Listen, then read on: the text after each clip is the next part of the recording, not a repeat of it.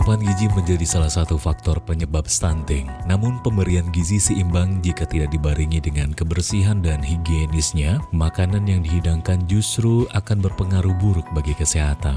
Oleh karena itu, Wakil Ketua TPPKK Aceh Diah Erti Dawati sangat mengapresiasi upaya inisiasi sosialisasi kebersihan tangan yang diselenggarakan oleh Himpunan Perawat Pencegah Infeksi Indonesia atau HIPI Cabang Aceh. Hal tersebut disampaikan oleh wanita yang menjabat sebagai PLT Ketua Dekranasda Aceh itu dalam sambutannya di hadapan peserta sosialisasi kebersihan tangan kepada masyarakat yang diselenggarakan oleh HIPI Aceh di lapangan Blang Padang Minggu 26 Januari 2020. Diah Erti juga meyakini tenaga muda para perawat akan sangat membantu kerja-kerja TPPKK mengkampanyekan penanggulangan stunting. Untuk itu saya ajak adik-adik bergabung untuk bersama dalam gerakan ini, kata Diah Erti Dawati.